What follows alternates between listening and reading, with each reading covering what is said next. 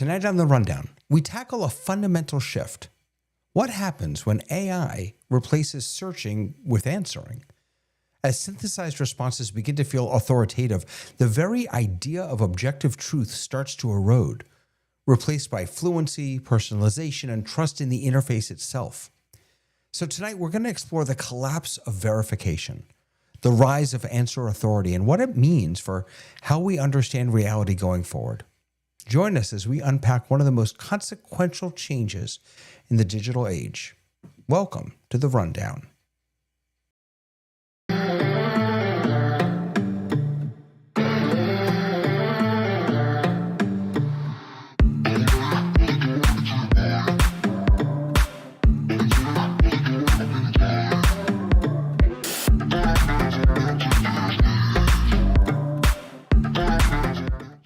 Good morning, good afternoon, good evening. Welcome to The Rundown. My name is David, and we are so excited to be with you tonight. We are, as I'm sure you know, we are a production of officehours.global. You can learn more about that at officehours.global. And we have a bunch of people in my office tonight with me. My global office right here, like with Tamara. How are you, Tamara? I am great. How are you? I'm good. Who's been on call since 6 o'clock this morning, you said? 6 a.m. was my first meeting. I mean, I hope it's for good things. I'm producing a digital audition event where we bring in actors from all over the world in front of a panel of Broadway and off-Broadway casting directors and theater people. And one of the things I do is make sure that if I'm bringing them in there, they have kind of the office hours treatment. I like put them in exactly the same framing.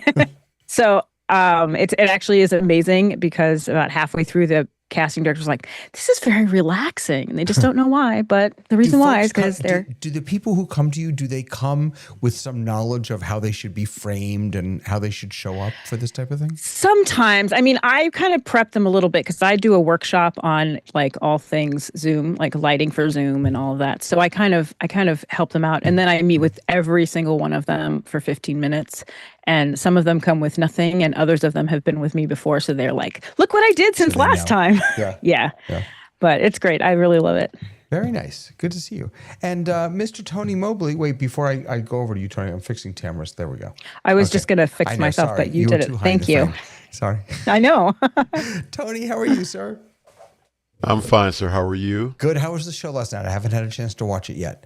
We were back with the I always forget the name of the app. What? Free Show. Free Show. We were back with Free Show. Right? They had some big Free updates. Show. Yes, Free Show has major updates. It is definitely worth a watch. If you do anything with any house of worship and you want to do anything as far as presentation, providing scripture, it's just absolutely amazing. And it's free. Free. That's the piece of this I don't understand, but it's fantastic.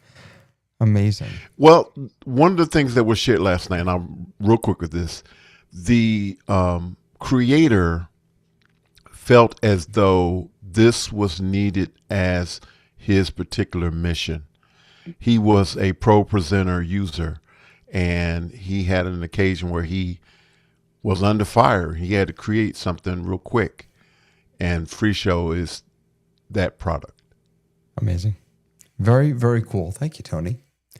And look who it is, everyone. It's our friend Lois. How are you, Lois? Hello. It's a wonderful week. I have my house back, and 2 days ago I looked out the window and there were 10 hummingbirds at the feeder, 8 sitting around and 2 more trying to find an open spot. There you go. So nice to be in spring. That's beautiful. I love that. Thank you. And Dave, is it springy by you? It is, except it just started snowing today. Oh my gosh. So we're going to have a weekend of snow, and we're going to about some areas will get 10 centimeters, which for you guys is about 6 inches. And up here, we're only going to get about an inch. But yeah, it's depressing. It's May. We had 20 degrees 3 days ago. That's like 80 year temperature. Wow. So that's, everything is melted away. Totally green grass coming up.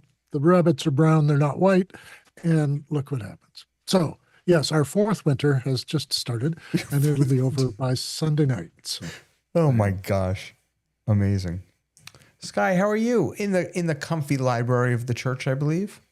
I'm attempting my Wes Anderson look, seeing if I can get everything very gridded up here. You look beautiful. I'm still pondering. The rabbits are not brown. white. They're not white.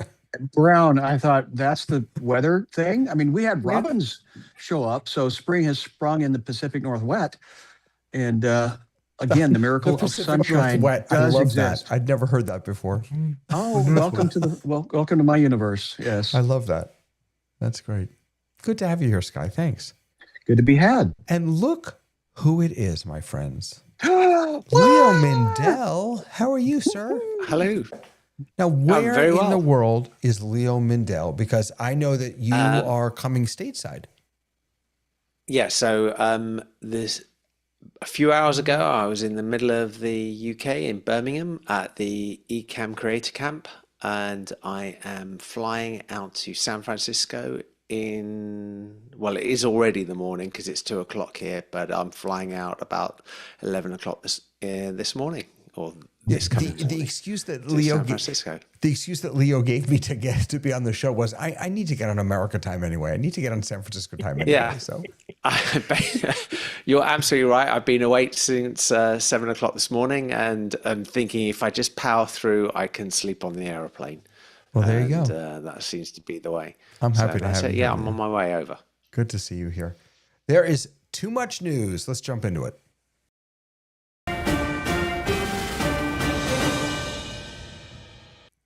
So my problem is that early on in the creation of this show, we had more news items, and then we kept cutting back on them because we wanted more time to discuss the new topic.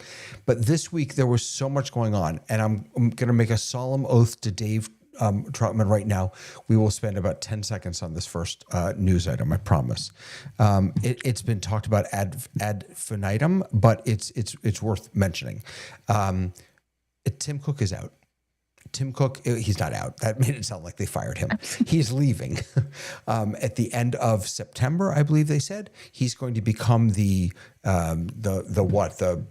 chief executive, Apple executive chairman, and John Turnus, who's been there for 25 years, is going to become the Apple CEO. My only question is not even about these two characters, but I'm curious what you think the next CEO needs to bring to the table. I'm just laughing because there's a countdown going on in the chat here.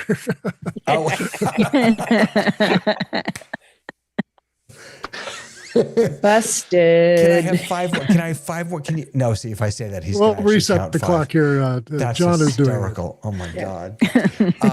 Real quick, I'm just curious. And one person, maybe two people. What does Apple need next in a CEO? What do you think, John? Continuation. Just keep going. They're doing fine. Well, I don't think it's that simple. What's the strength that they need to bring?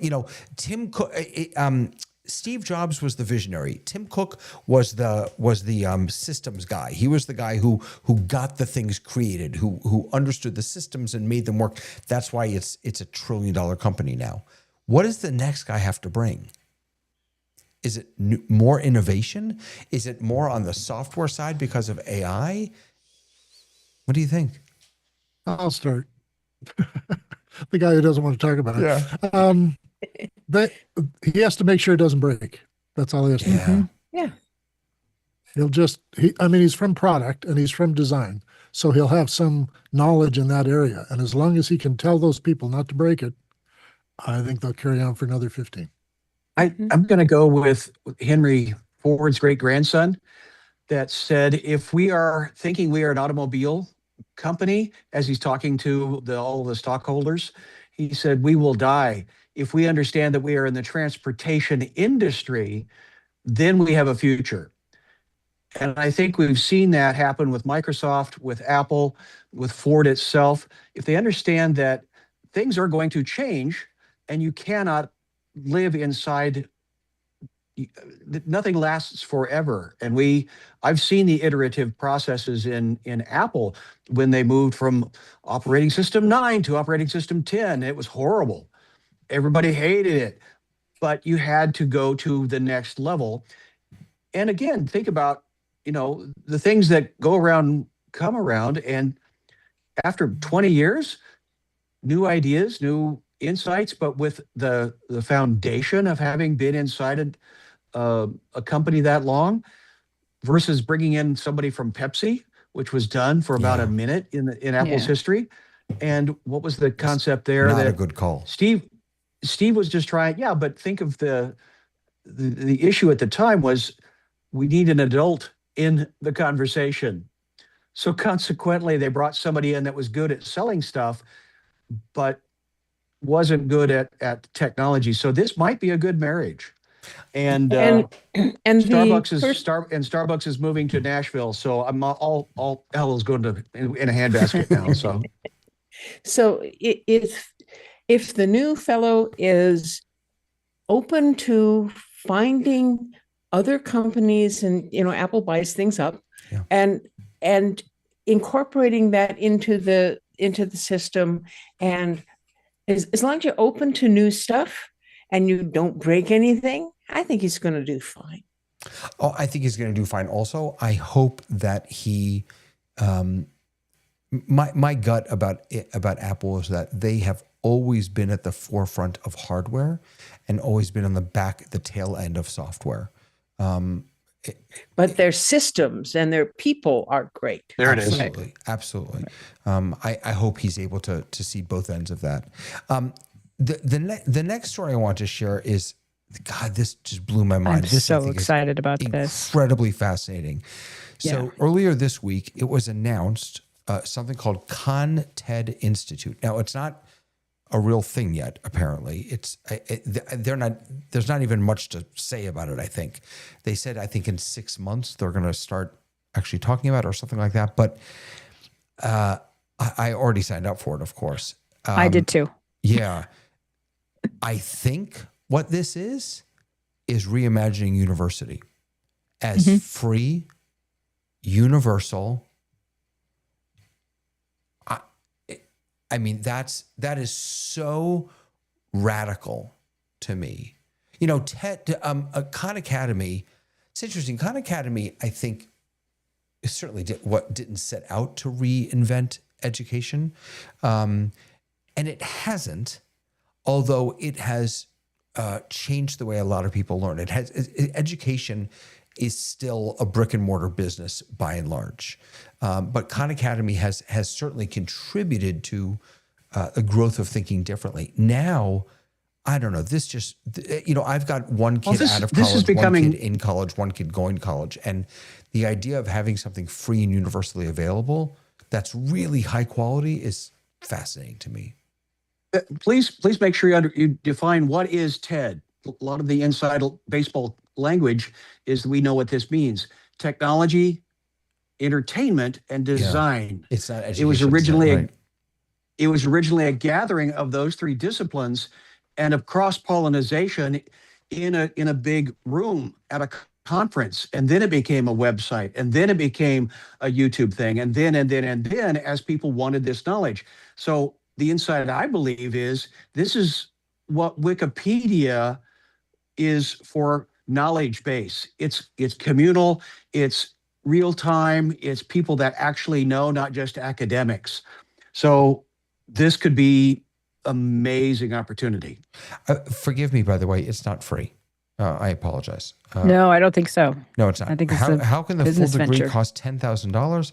We're designing this institution to be high quality at low marginal cost. By leveraging the unique strengths of all three partner institutions, we aim to dramatically reduce the cost of delivering a high quality. It's not accredited yet. It is accredited by whom? Bill Gates goes to the web and learns more about stuff than.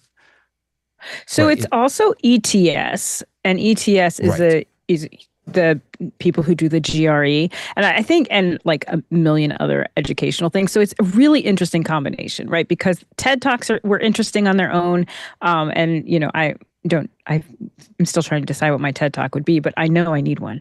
But like they're very interesting. And Khan Academy was interesting on its own. But when Khan Academy paired with the College Board to do like the SAT prep, that is amazing. Yeah. Because kids in the 10th grade take the PSAT. It goes into their account on the College Board, which pairs with Khan Academy, and it'll basically go through your test and say, you know what, you understood all of these things, so I'm going to help you target what to study for. That is groundbreaking. I mean, taking the PSAT going, oh gosh, I got this score, but how am I going to get it better? And then starting at the top Exactly. and studying everything was like how we did it for years.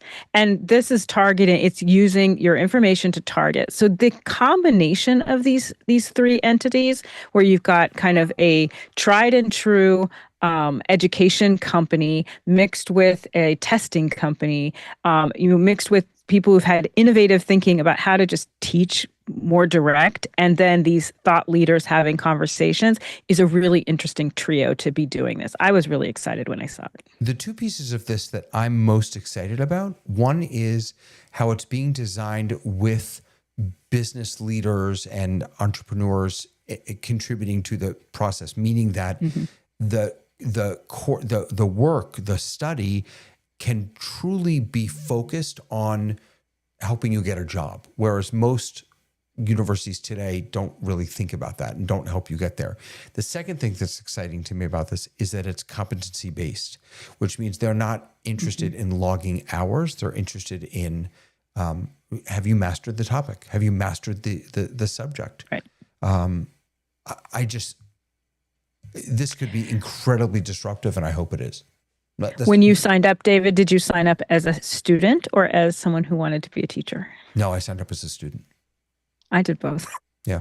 No, I would. I'm fascinated by this. I would take classes. So you can sign up as, here, it's a full name of a interested prospective did I do student? Oh, no, you know what? I think I did educator academic, I think what I did.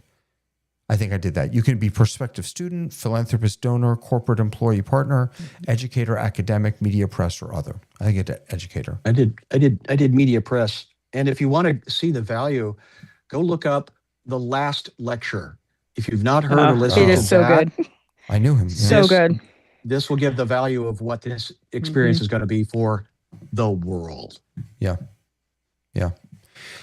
Okay. And finally, boy. Do you think that this will be accepted?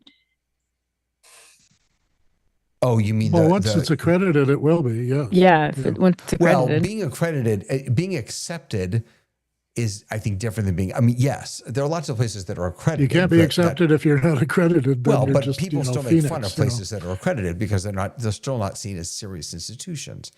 I mean, if you go there and you get a degree, is someone who's going to hire you, going It's to going say, oh, that's fire you next week because your degree doesn't matter to their bottom line. Yeah. There he is. Yeah, I'm sorry. I disappeared for a second. What's Image 2.0? Okay. OpenAI has had a very busy week. It started, I put this in as Image 2.0, but just today, I think they dropped 5.5, ChatGPT 5.5, which I only had time to put one prompt into it, so I can't tell you if it's any better, but they're saying that I watched a video about comparing this to Claude, and that this gets things much, much quicker. So the cost is higher, but because it is able to complete work more quickly, more efficiently, it actually will end up costing less, significantly less, they're saying. ChatGPT Images 2.0, they are now saying, is the new standard for image generation. When I needed to create an image, I would almost always go to Gemini. I thought that was the best one to do. Now with ChatGPT Images, again, I only had a couple minutes to try this, but they're saying that the text is crisp and correct and clear. You have a lot more precision in what you're doing. I'm It's most good. impressed by the fact that it can remember things and keep a character.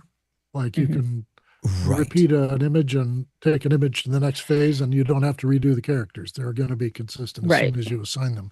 And I think that's an innovation right there, because that's been a problem since the beginning of trying to create the same look and feel of something. And they've got it. They've got it where you can do, I don't know, anime, you can do posters, and you can have repeat images of a person wearing different clothing, so you don't have to draw the guy every time. I mean, it's really, really something they've done there. It's really good. I have been working on a logo for a new company that I'm transitioning my stuff into. And I like hired a company and they send me these things and I'm like, wow, they just totally got this wrong. I put the samples into like all of them and said, okay, give me some of your thoughts. Didn't agree with all of their thoughts, but chat, I said, they said, would you like me to draw you what you're talking about? And I was like, yeah, just do that. It was so perfect. It was like, and I was able, exactly what you said, I was able to make a change to it and it drew the same thing with those changes. I was very impressed because what I got out of the other two was not anything close to this. This was completely different than anything I've seen come out of chat before. This is from the launch video, this image. So it told it to create an image of rice, and on 1 grain of rice to write GPT image 2. Now, you can't see it here clearly, but that's only because of my screen. On the actual image, it's like, it's an actual, it's I don't know, I don't want to say it's actual, but it's 1 grain of rice in here, and it said, write this on 1 grain of rice, and it did. It really is pretty amazing. The first thing I thought of, one of the things that they touted, by the way, was photorealism. And my first thought when they were talking about that was, oh, here we go with the fake. And this is going to come in today to our discussion. But the better these get at photorealism, the more likely it is to have fake stuff out there. Multiple language support. Look at this. You put 1 prompt in and it'll create an entire manga. In any case, we got this. We got GPT 5.5. A lot of updates this week from ChatGPT, not just from OpenAI, but from other places also. But really, this to me is one of the most exciting things. I'm really looking forward to playing with it more. So in the Claude design also came out on Friday? Yes. Are we not talking about that? Claude design is very interesting. Also, I was particularly interested in its integration with Canva, because for those of us who are, kind of yutzes when it comes to design and can only use tools like Canva, having those two integrated, I thought was really interesting, especially given that Canva just had their huge event announced. That have been going for 30 years. This is like my first time I haven't gone for 30 years, are coming back, and everybody's just kind of shaking their heads and deer in headlights of what is going on, because the universe has now been opened up to the world.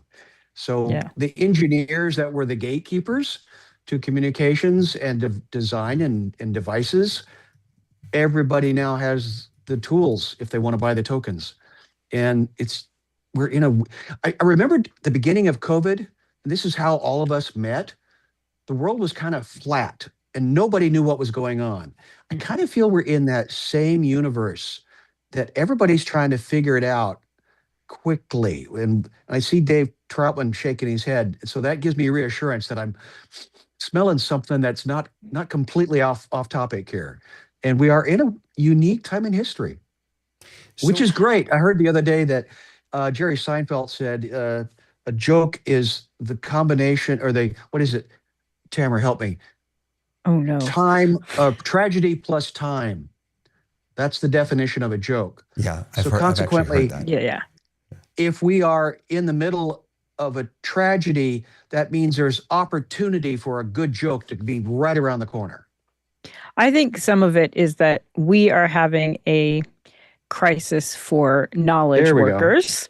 There we go. And we've seen this crisis in the past with blue collar workers, right? And so now it's happening to the rest of us, and we're like, what's going on?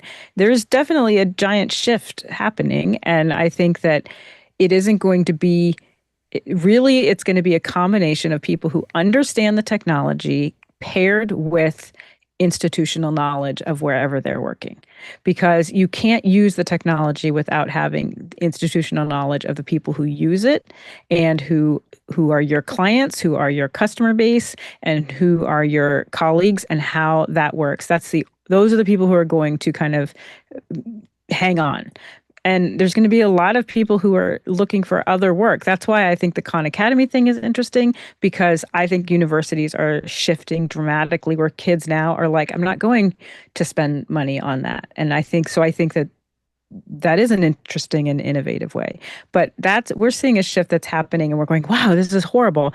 This has happened in history, and it's been horrible for other people. It's now horrible for a mass of people who are told, if you go to school and you learn this thing and you get a degree, you are going to be set for life. And now people are either starting their careers not set at all, or middle or end of their careers, or the last third of their careers, finding that they're not employable.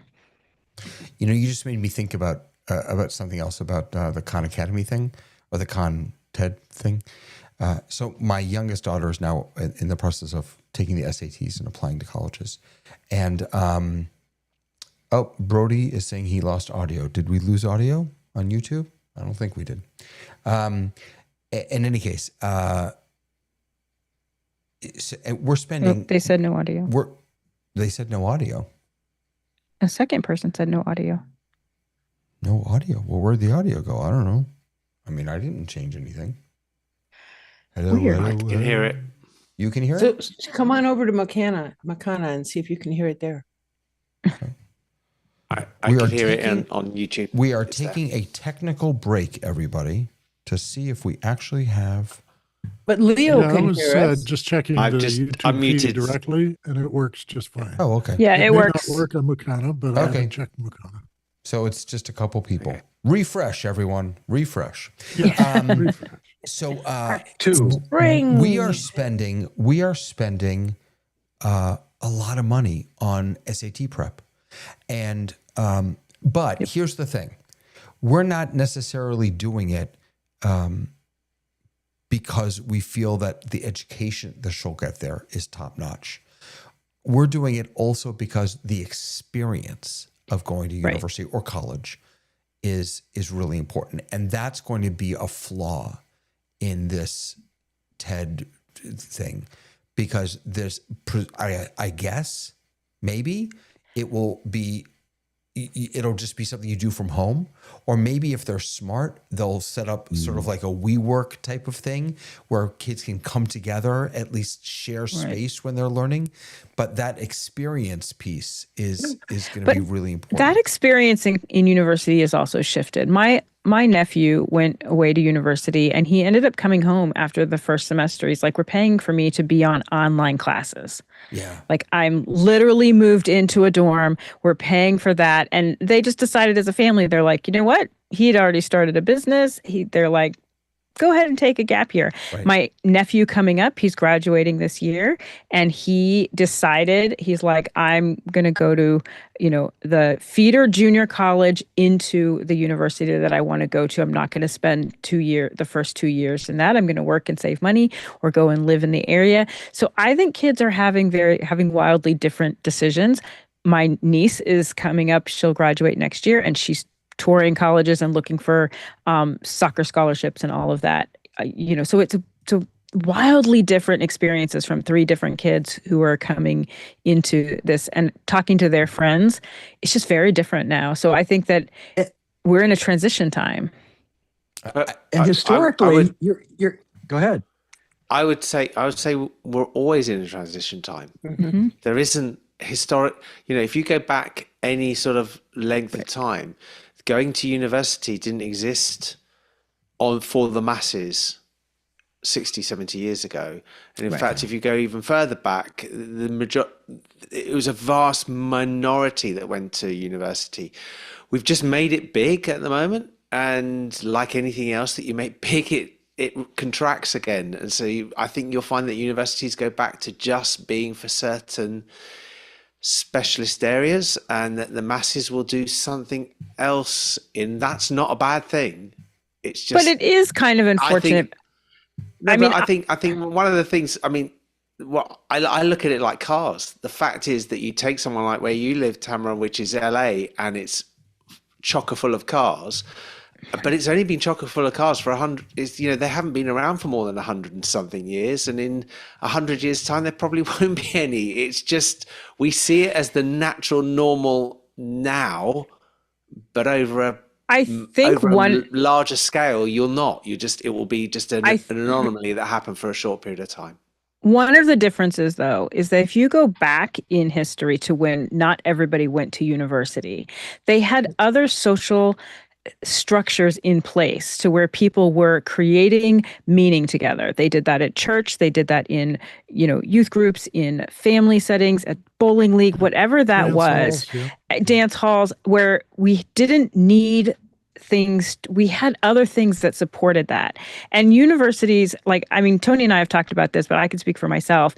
I really came alive when I went to college. I did not feel like I fit anywhere. Obviously I started theater when I was 15, so I fit there, but I didn't feel like academically like I fit anywhere. And when I went to university, just the experience was so helpful. And I didn't go to, the top of the school or anything like that. I went to the perfect school for me, and it was life-changing for me. So I think that experience is really important. But one of the problems that we have is that we don't have any other, we're chipping away at those social places where people can go to learn some of the things that you learn in a dorm room and in university. Can I make a suggestion? And that's the difference. I'd like to suggest this is a whole topic. It's a whole show. Higher education.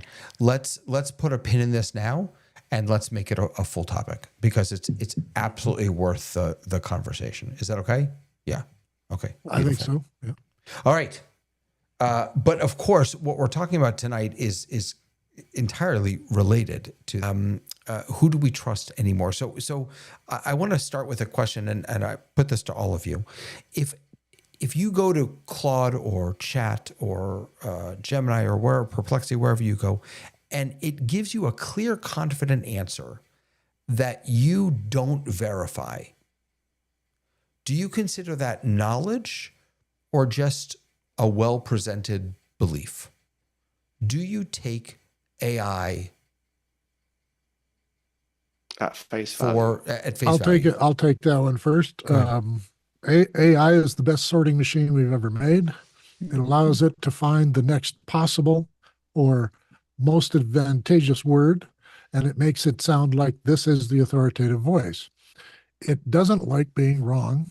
It has learned to avoid that because the LLM includes information that says, this is what you do when someone accuses you of not knowing what you're talking about. And this is all over the internet. It's people saying, no, I'm not wrong.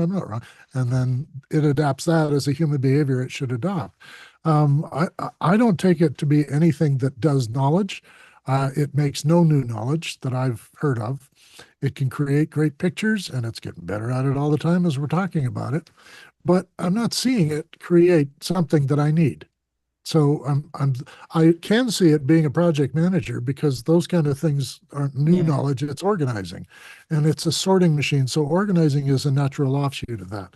But I'm really taken by the idea that it gives you information, but it does not give you knowledge, because that takes a human being to associate all the different information it's getting and put it into knowledge. And then after a lot of practice, it becomes wisdom. So I don't see any evidence so far that new knowledge is coming out of this. Lots of data and lots of management of information, but no new knowledge. Let me go to Lois and then Leo. Well, I think that the question was about, is it authoritative? It certainly sounds that way. And I don't use these things the way that some of you do. I'm not writing books. I'm not making, programs. So if I want information from it, I'll be very careful in what I ask. And then I will ask it to tell me where it got the information.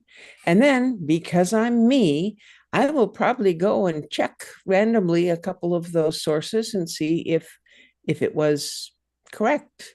And so once I've done some verification, then I'll accept it as being, true. Um, I think with everything we ever do in the world and historically, the question of what is knowledge and what is true, I grew up, most of us on this call grew up with the fact that we were not allowed to go swimming in a swimming pool if we had eaten within 4 hours, because that was the fact. You were not allowed to swim because you were going to die That was the truth. from Yes. stomach cramps. That was Yes. the truth. That was the truth. And it is, and there are so many examples of this. And I think the one Every thing that culture I has think with its AI, truths, yes.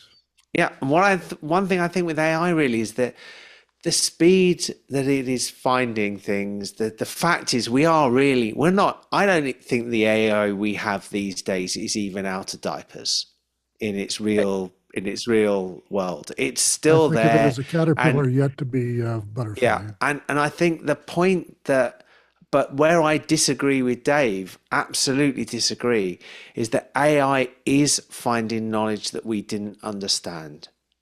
And that is something, it is being able to put two and two together in a way that we just haven't been able to see at the moment. And so actually it's enabling us to understand things that maybe we were never able to understand in the past, or have lost the knowledge of how those things work. And I think that's where it's going to be so powerful. But it does need it like it does with any other toddler, you need to sort of make sure that it's got the right what it's telling you understand. Yeah, go ahead, Tony.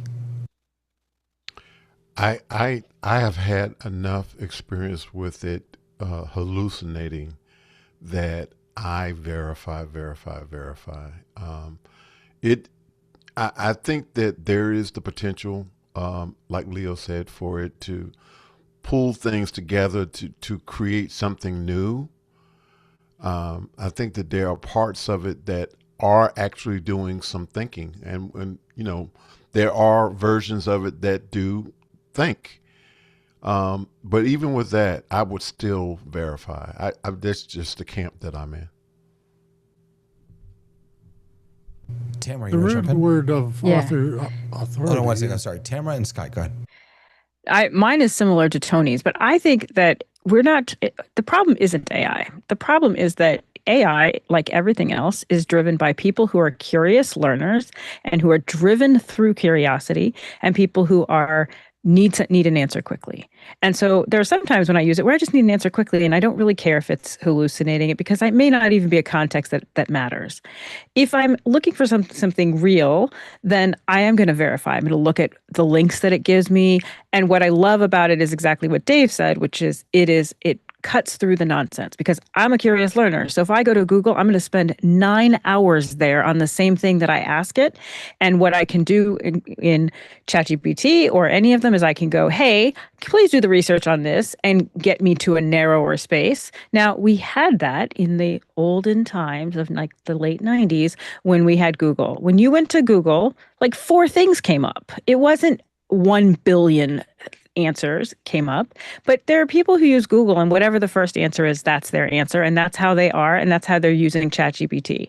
And then there are people like Tony and people like me who are researchers, and I'm not going to take, if it's an important question, I'm not going to take what ChatGPT, I'm going to be like, that's nice, that's interesting, let me go find out more. But it's going to parse through a whole lot of stuff to get me to something usable that isn't 40 billion entries. So, yeah. Sky, go for it. The questions and how to ask better questions. Yes, that was the toddler stage. Now we are at the personal assistant opportunity and the access. I'm in a library. This is where knowledge used to live, inside covered books, and you had to go to that thing. Now, with the advent of the mobile device and the lowering of the price, the lowering of the barrier to entry, the access of that knowledge is now universal, even to the point of the conversation we we're having earlier about the walled knowledge base of higher education.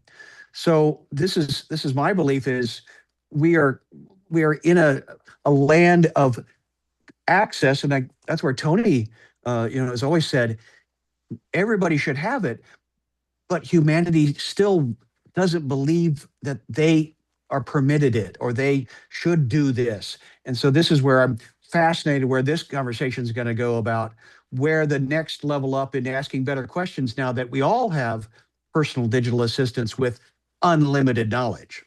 But it's not universal. It's not universal because it's limited by the user's ability to access it. And that's the key that we keep, like Google was going to give us everything. It was going to give us the world. Instead, it gave us our Google Cloud. What you look at is what you get. And it continues to be an algorithm. And now everything we do is driven by algorithms. So when we say it's universal and now everyone can access it, the truth of the matter is lots of people can't access it. And I'm not talking about smart versus not smart. I'm talking about a lot of smart people cannot access it. They don't understand the kinds of questions they should ask it or how they should respond to the information. And the more that we are lacking critical thinking from the academic walled education versus the attitude of whether you want to choose to join or not. That's two different conversations, isn't it? It's two different conversations, but you have people who can't access, who are, the difference is you used to have knowledge. Not to. But here's the thing, you used to have knowledge that was accessible only to smart people. Like only people who could read could access books. Only people who could had access to professors or teachers or mentors could access that information. Now everyone can access that information, but not everyone has the skills and knowledge to be able to do that. And so I think we have to continue to understand that, and also that don't want to, right? But I think that it's the more that we say, oh, it's universal, it's accessible to everybody. It's not accessible to everybody. That's why some people use it as God. They put it in and they go, whatever it says is right. I've tasted Swiss chocolate and I've tasted M&M's Pennsylvania chocolate. There's a huge difference in quality, but M&M's, they sell a lot of peanuts. Dave, do you want to jump in? No, Leo I'll defer to Leo here. Right. Leo he's been doing the sign. No, it's all right. I'm trying to get in because I've spent the last, it's about 8 weeks since I've been on, and I've been shouting at the computer for 8 weeks to answer some of these questions. 8 weeks. That's what that buzzing noise was. It is. We for sure deferred to you. But so Tamara has hit some really important points here, and it's really the fact was that Google used to give you pages and pages of answers, and now you are given what almost feels like a gold-plated, here is the one and only answer, and that is a problem. Reality is, if we actually look at it, is Google used to give you the answers that it got paid in for, either directly or indirectly through search engine optimization, to give you the answers. But nobody realized that as much as what you're seeing now. And the problem with that single answer is that you lose that discussion mechanism, that is this right or is that right? Because you're presented with one thing, and when you're presented with one thing, and without going, but I'm going to go down that road. Yeah. When you go down that road, you're going down a religious discussion.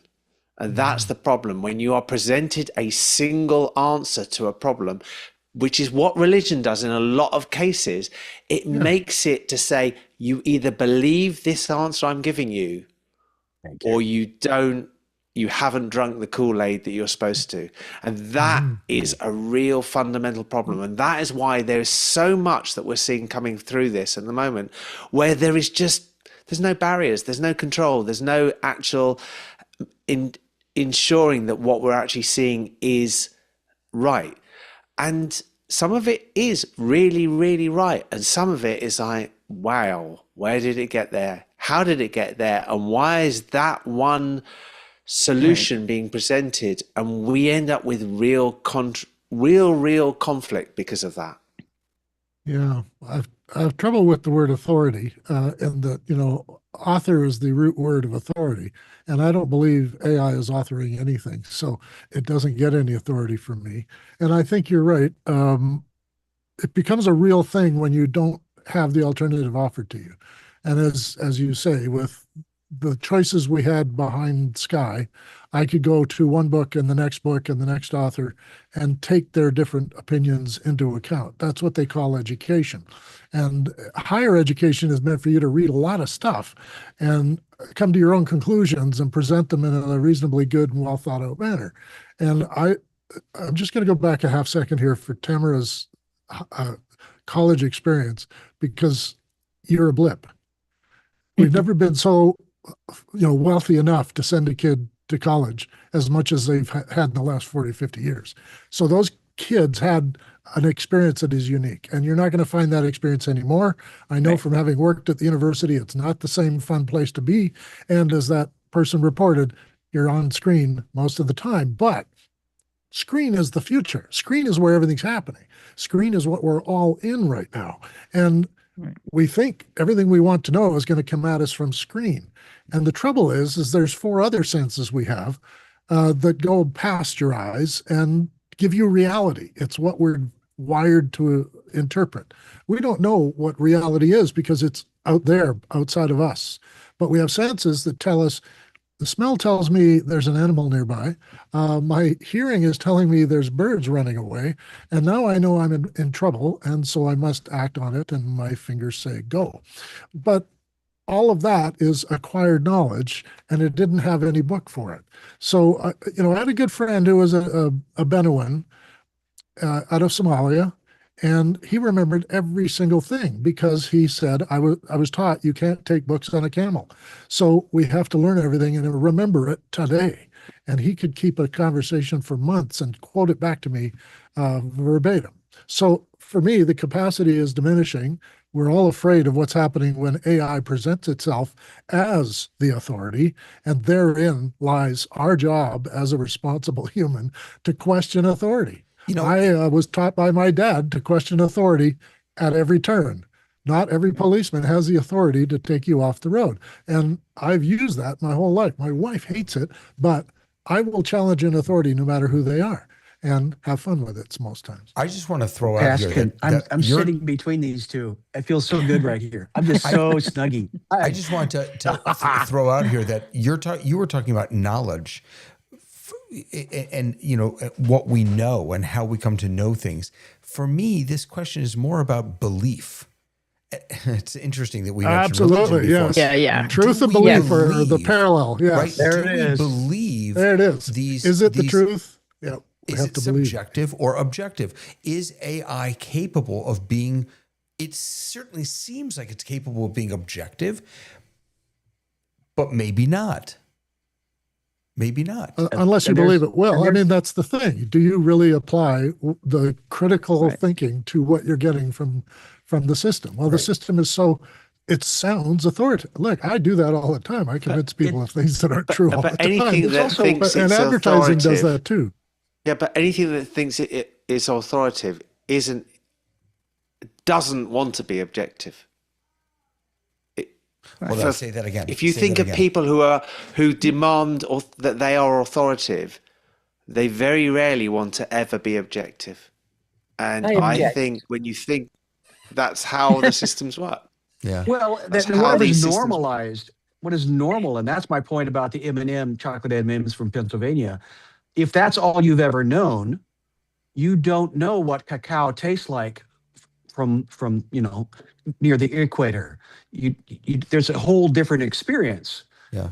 And I didn't know until I had right off the tree a cacao bean. It's like, oh my goodness. And to find out that it's actually healthy for you. Yeah. What? Lois, without all the processed other stuff does.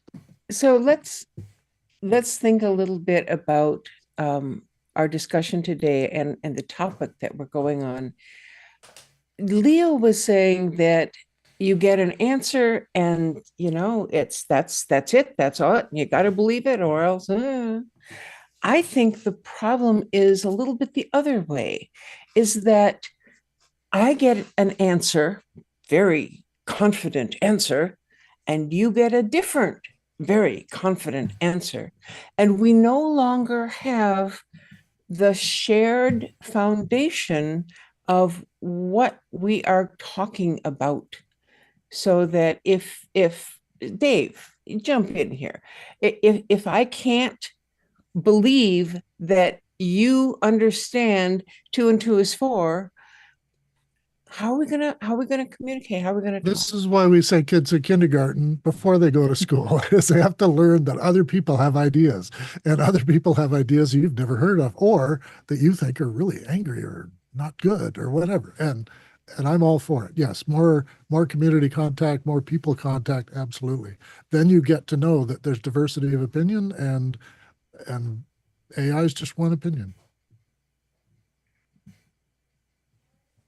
Tony, The you're being irony, awfully of course, quiet over is there. But Please contemplate. I was going to say, have we replaced? Sorry, I'm Tony. struggling. Tony. I'm struggling, and part of the reason that I'm struggling is because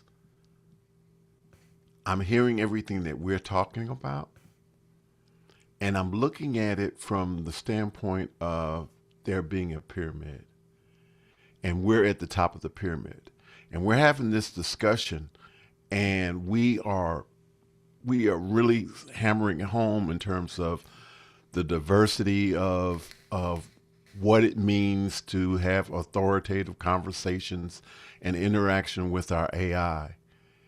And on the next level, which is a wider part of the pyramid, there is some discussion about it.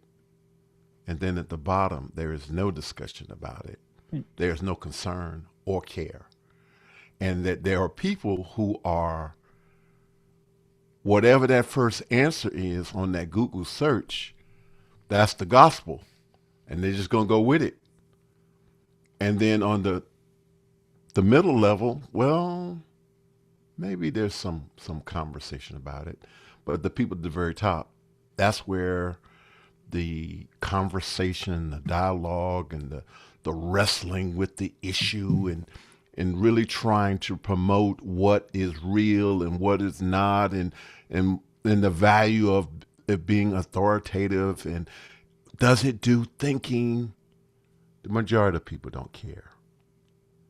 And that's not different, right? And that's why I'm cautioning when we say things are universal.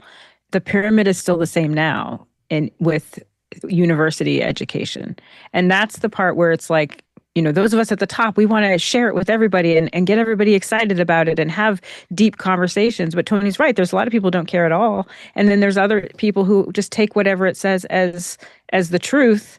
And that's not different than what we have now. And so it's not as universal and not as accessible as we say it is. We look at kids who've grown up with the iPhone as their main form of technology, and we go, these are digital natives. You know what they can't do? In my young people, they can't do a multitude of computer tasks, a multitude of technological things, because they've had one technology. They did not switch technologies and be at the cusp of things. So when I talk to them about AI or I talk to them about digital events, they are like, I am so uninterested in that because it is foreign to them. They can't even see that there's a possibility of a future, because why would they do this? I absolutely agree with that, Tamra. The fact is, the people in my life that are of younger generations, they don't want to do any of this stuff because it's not, they want to do short form content on a vertical phone because that's all they're interested in. And as far as they're concerned, everything we did was coming from the Stone Age. But I also say that this isn't dissimilar to other industries. If you take something like a plumber, hopefully that translates in the, please tell me if take I'm a plumber. using the words Let's that start there, yes. Absolutely. At the top of the pyramid that Tony explained really well, the plumber knows everything. The rest of us are going, just fix my water. I don't care. I don't want to know about it. Don't tell me about it. Is it right? Yes. You don't actually know if what he did was good or bad because the majority of us are not interested in learning that, not because we can't, it's Not a not, priority. you know, we've got other things. But the problem with this one is we're talking about knowledge, and we're talking about information, and we are talking about things which are quite dangerous.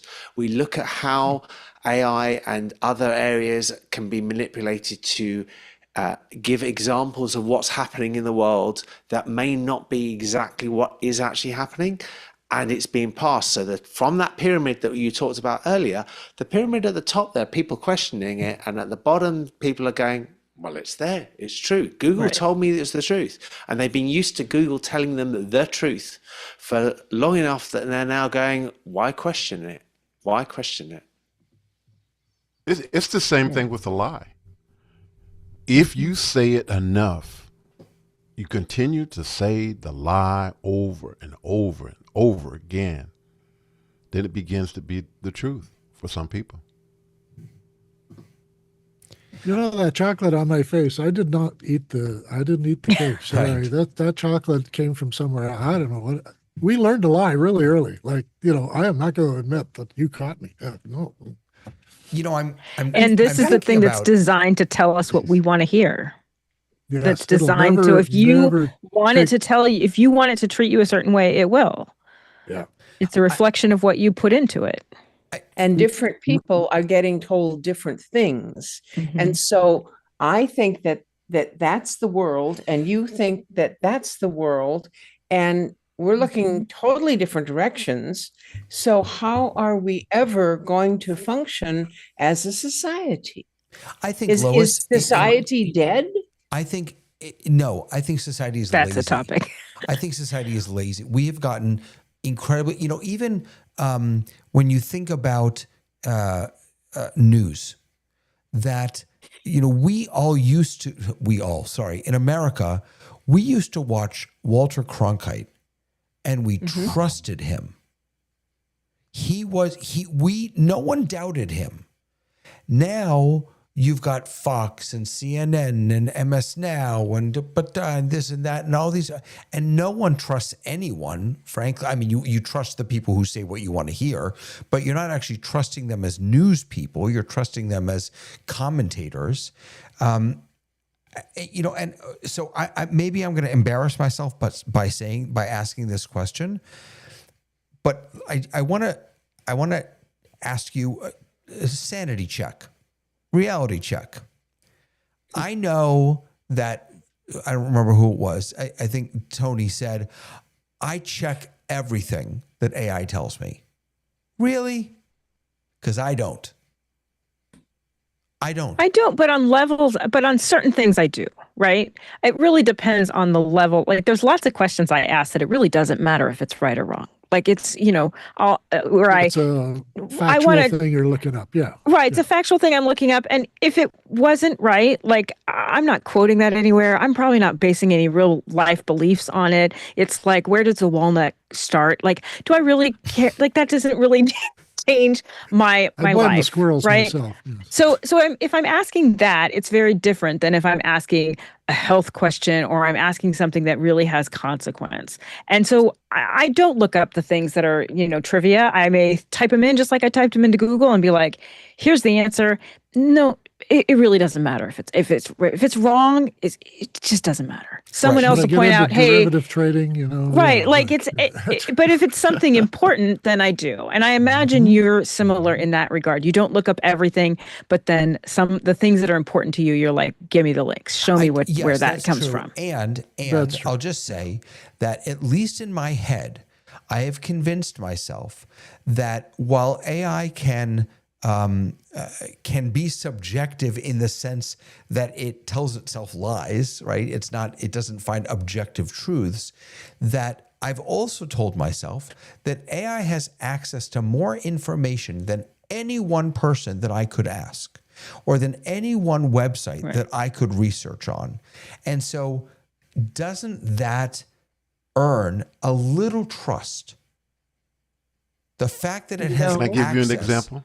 Yeah, please. Can I give you an example? Please. Okay, so yesterday I had Gary B. Jr. on Conversation with Tony Mobley, and he is an evangelist for the free show presentation software, competition against Pro Presenter, right? And so I am updating the free show application on my laptop. And so yesterday I also switched from ChatGPT to Claude. So I asked Claude, I said, give me the latest update for free show, right?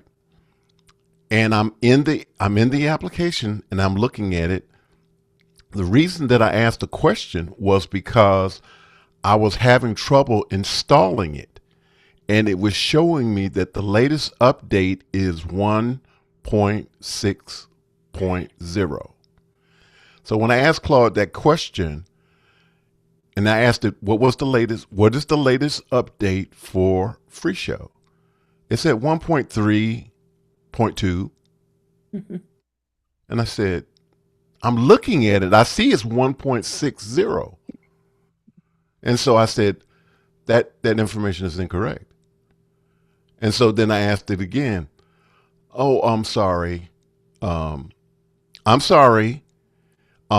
of April 17th, the latest release was 1.60. And so I'm like, it just reaffirmed for me the reason why you have to verify. And I have tons and tons of examples, David, that I have experienced where I have asked AI a question and I happen to know that the answer is wrong that it gave me. Right. I've had that experience also. And then Sky, I'm going to come over to you. My sense, Tony, is that at least in my experience, that happens much more with current events or releases, current things that have happened in the past 10 minutes. If I'm looking at if I'm asking about historical info, just before we came on, I'm doing research right now on elementary language arts education. And about the phonics and reading and comprehension, all those different things. And so I asked it, I said, create a whole report for me. I gave it a prompt. I did whatever it's called, the research version. And it gave me a really thorough report with research. Now, I'm going to check the first two sources, the first two citations.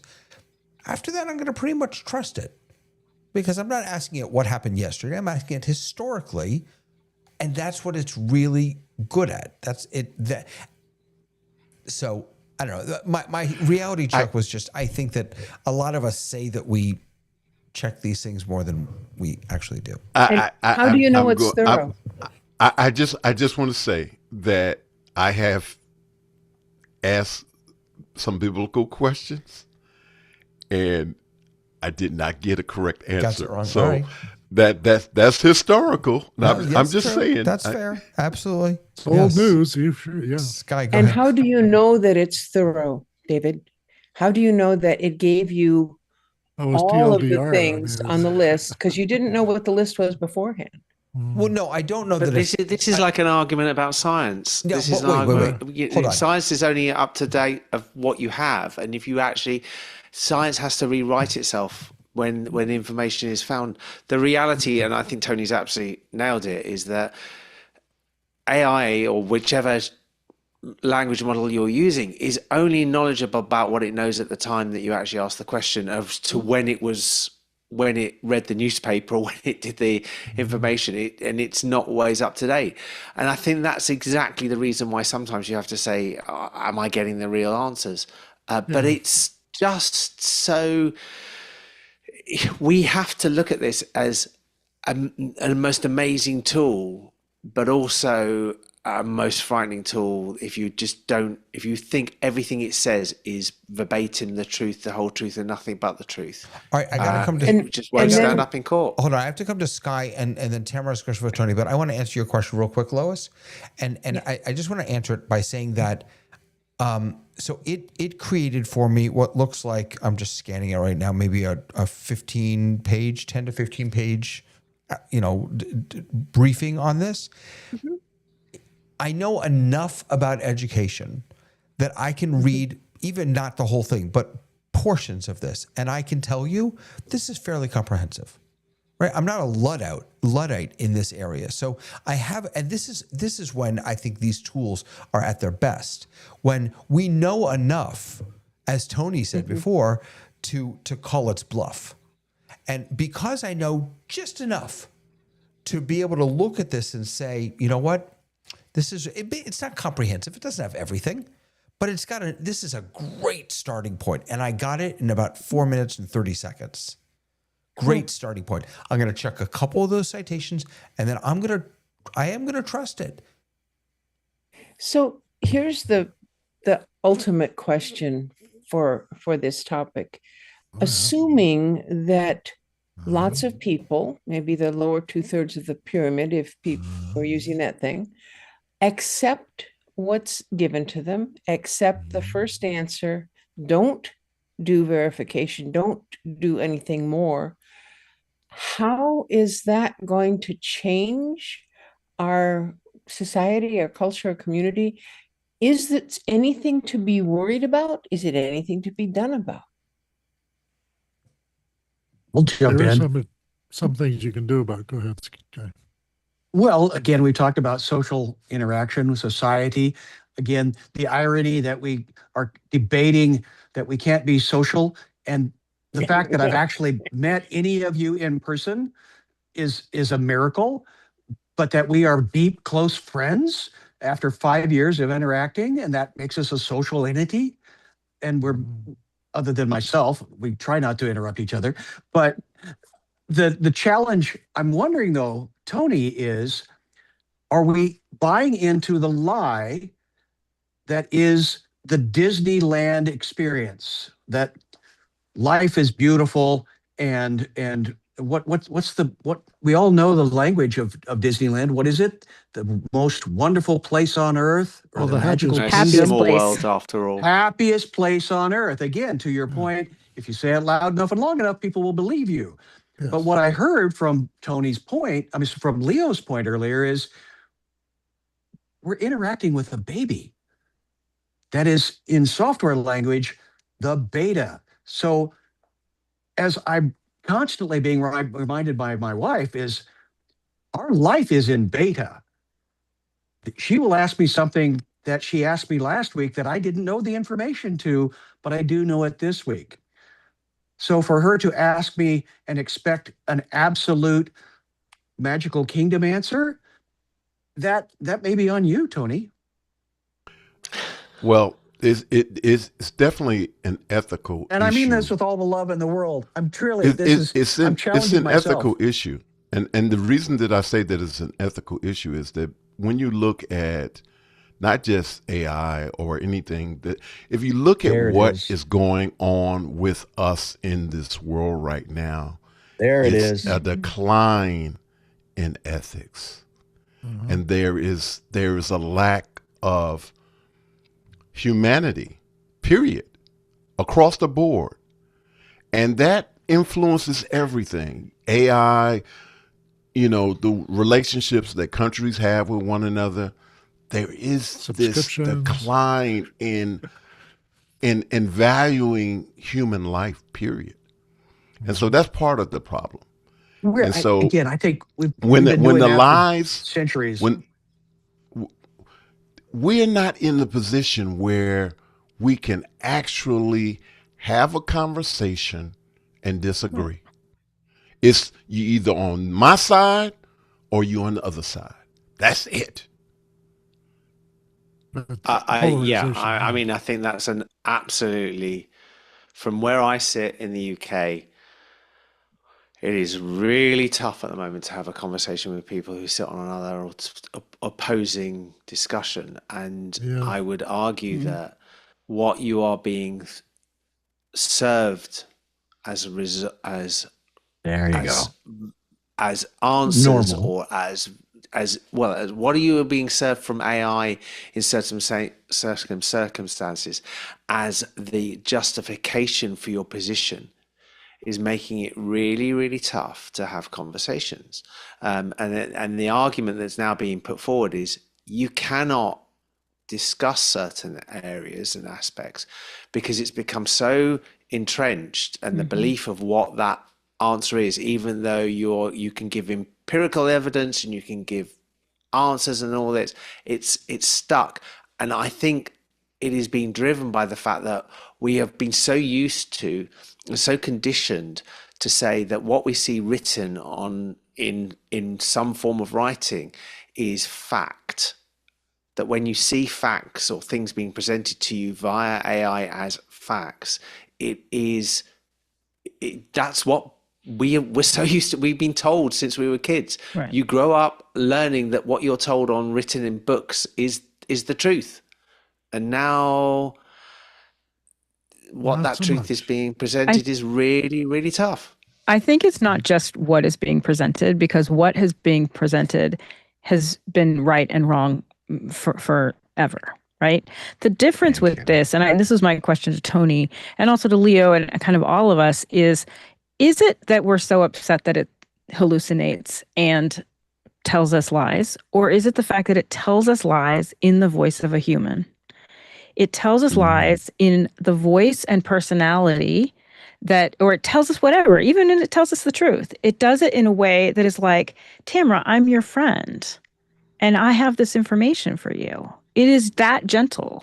It is that kind of, that's where the lie is, right? Is that it's not like I look something up. Google has given me bad links, bad responses where I'll click on a link and I'm like, wow, that one isn't right. But if I clicked on the first link and I assumed, well, it's the first link, so it must be the most right link, and then I believed that, but there's something less human about that because I'm the one in control of clicking the link. The problem with AI in this giving us wrong information isn't that it's giving us wrong information. It's giving us wrong information in the voice of a human. And I think that's where it's more complicated. When Google first came out, I kind of found that it only gave good answers about what computers did, and the history of computers was pretty much all it could really tell you about with any accuracy. And it didn't have enough, hadn't indexed enough of the web to give us all the other things that it would have. And there was a lot of protected information that wasn't available because it was not digitized. We are now that far into digitization that it now has an enormous, it's not an encyclopedia, it's a library. So we've gotten beyond that. And the second thing I had thought was, there's information value, and perfect isn't always useful, but useful is always acceptable. So sometimes the answer you get is useful, but it doesn't have to be perfect.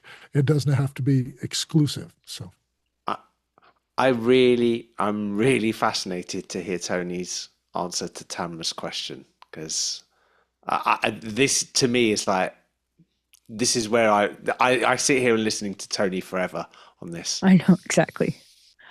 Well, I'm just reminded of the movie Her, and how you are, or a person falls in love with a voice.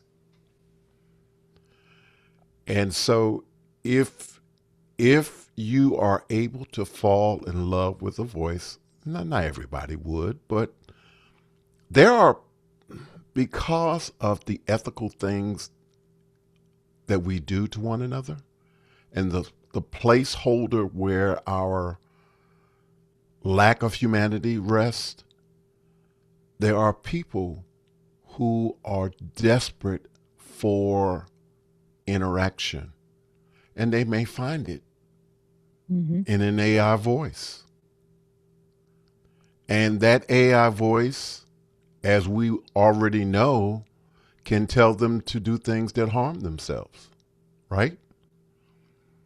And so the other side is that the AI can tell them to do things that are encouraging and uplifting. I have to. Sorry. I'm sorry. Go ahead, Tony. No, I was just going to say that we have to remember that we are also in this ethical decline, and that the AI is trained in this ethical decline.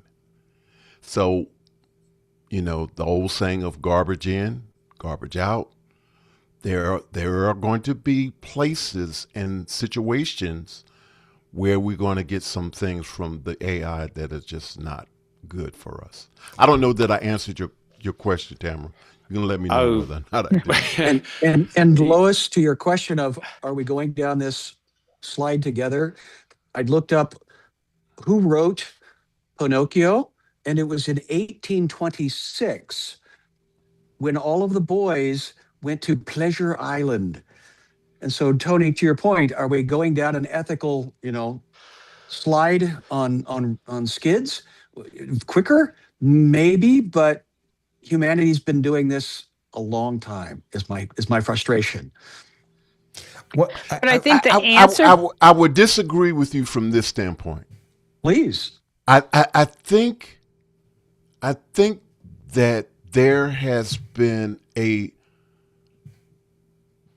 more corruption in the way in which we think as human beings. Sure. Not to say that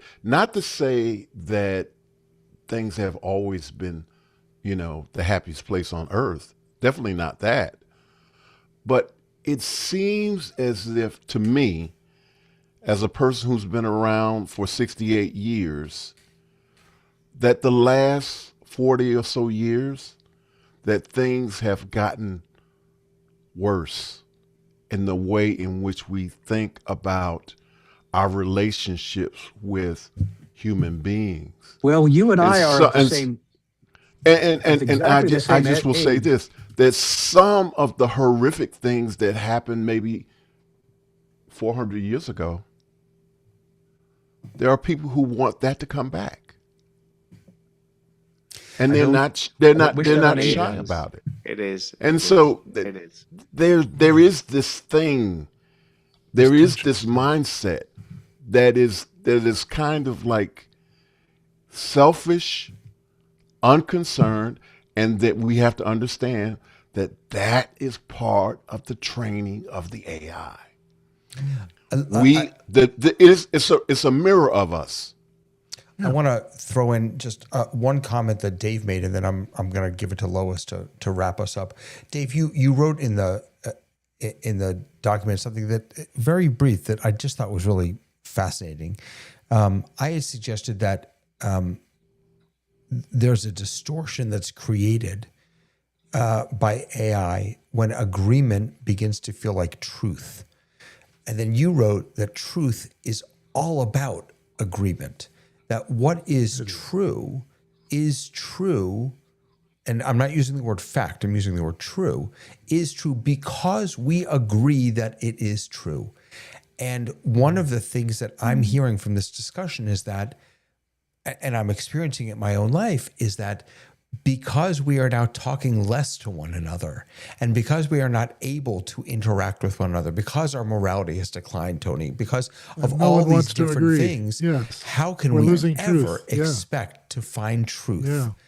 Because truth is all about ago. agreement. And I thought that was a really profound insight. So I want to thank you for that. I learned from a professor at the university that there's a thing called assertive ignorance that emerged in the 90s, where people thought you're just trying to make me look bad. And so they would rebel against you being smarter than them. Yeah. And that's a root thing of anxiety. It is it's a difficulty with the self. They're not assured of themselves.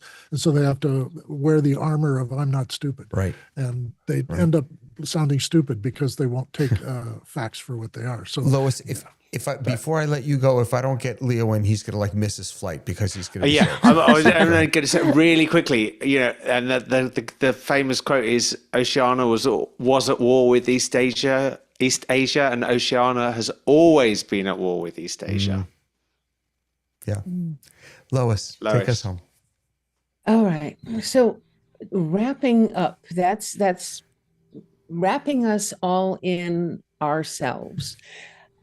I bring to our attention that we, those of us on this panel, are all people who have had lots of good things happen in our life. And I know when I grew up, I guess I would call myself a little bit of a Pollyanna. And I always expected the best of people. Nowadays, it's really hard to expect the best of people when you see some of the worst of people.